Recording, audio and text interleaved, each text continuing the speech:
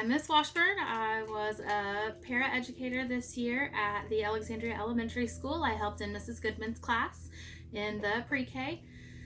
I have chosen to read you the story called Nightsong. It is by Berk and Loren Long.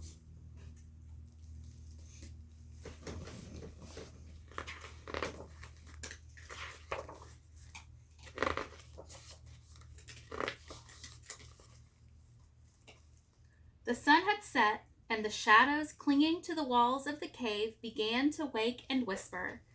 Cheero, little wing, the bat mother said to her child, tonight you must fly out into the world, and I will wait here for you.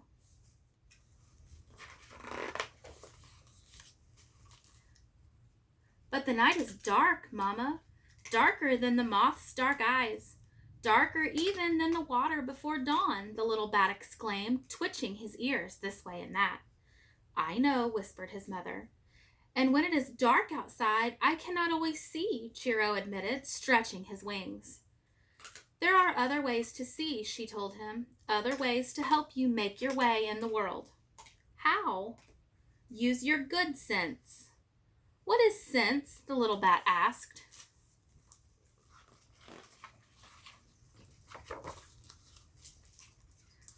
His mother folded him in her wings and whispered into his waiting ears. Sense is the song you sing out into the world, and the song that the world sings back to you. Sing, and the world will answer. That is how you will see. Now fly from our cave to the pond where we bats like best to eat. Have your breakfast, then fly home, but do not go farther than the pond, not unless your song is sure. And then she let him go.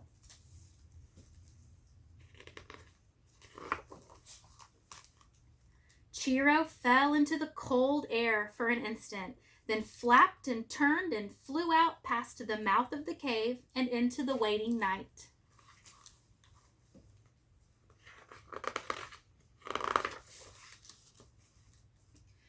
At first, Cheero tried to peer his way through the dark. Long arms rose up in front of him, waving slowly, blocking his path. He could not see around them or over them. Cheero was frightened.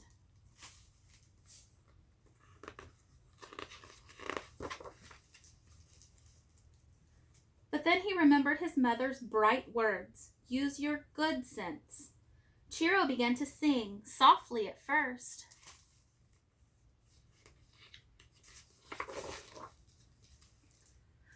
But then more surely. His song flew ahead of him, and soon he could hear something singing back. Tall trees called out to him, chanted the lengths of their long branches and the girths of their rough trunks. Gleefully, he flew through the woods, past pines, over maples, and away.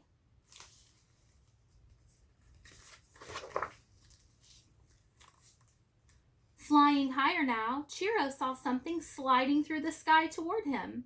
So out went his song, and where danger once threatened, now Cheero saw only a flock of flying friends above him on their evening errands.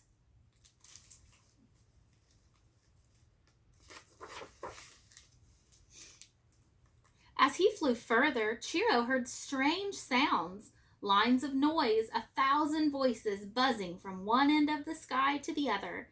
For just a moment, Cheero didn't know what to do or which way to go. But he followed his own song. In the sky behind him flowed a river of whispers, fading away. The pond was just ahead.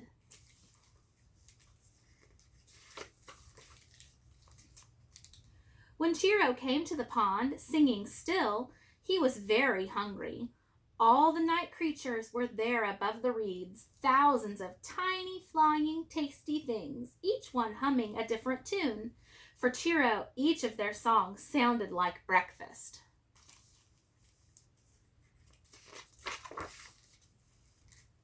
Cheero ate well that night.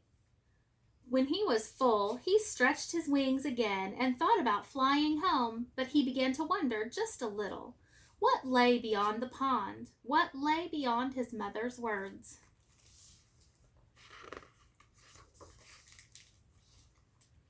So Chiro flew a bit farther, and the familiar fell away from him, out, out into the margins of the world. Then he was truly on his own.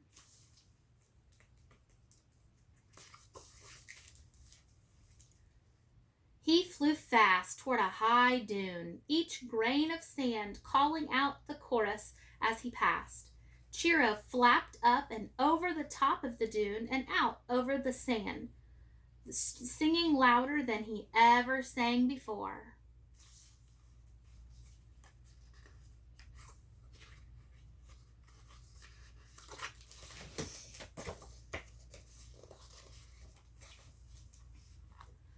Out went his song over dark water, then again and again, each wave on the ocean rising up to greet him, each splash of sea foam becoming kin to him. The sky began to change, growing light, and cast long shadows over the shore. With the morning came the memory, his mother's voice, her warm wings. Chiro knew it was time to go home.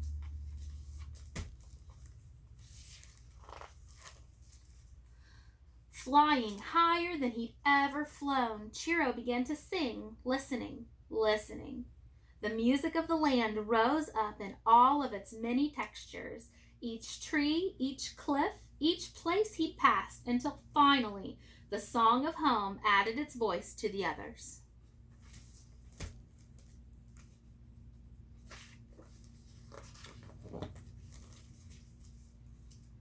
His cave called out from the blanketing shrubs and pillows of moss at its mouth, and Chiro followed that familiar sound back into the sheltering earth.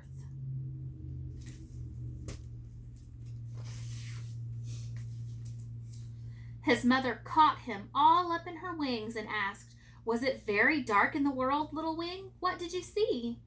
"Why, Mama," Chiro said, laughing, "it was very, very dark.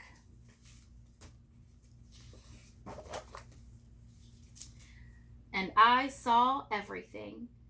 And then he yawned and turned his head into the warmth of her body, letting the rising sun's quiet song carry him, lull him, sing him to sleep. The end. I hope everyone enjoyed the story, and I hope you all are having a wonderful summer break.